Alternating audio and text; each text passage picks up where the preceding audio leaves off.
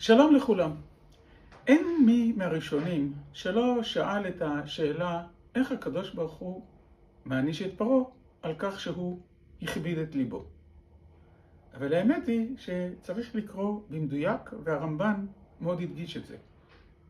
בחמש המכות הראשונות לא כתוב שהשם הכביד את ליבו. כתוב ויכבד לב פרעה, כתוב ויחזק פרעה. זאת הייתה היוזמה של פרעה, ועל כך הוא נענש.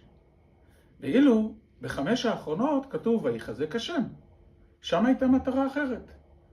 אנחנו נקרא עליה ממש בסוף הפרשה שלנו, בפרשת בו, אני בעבור זאת העמדתיך, למען הראותך את כוחי, ולמען ספר שמי בכל הארץ.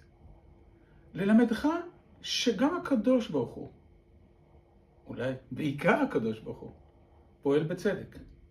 אף על פי שהוא כל יכול, אף על פי שהוא יכול לקבוע מהו צדק ומהו לא צדק, ריבונו של עולם פועל בעולם הזה ומלמד אותנו לפעול בצדק. על מה שמגיע לפרעה עונש בהכבדת הלב שלו הוא מקבל, ועל מה שהקדוש ברוך הוא מעמיד אותו, שם זה לא סיבה להעניש אותו. האמת היא שראשונים רבים, גם הרמב"ן אומר שזה אולי חלק מהעונש. על כך שאתה כל כך הכנסת את עצמך לתוך הבור, שאתה לא מצליח להיחלץ ממנו.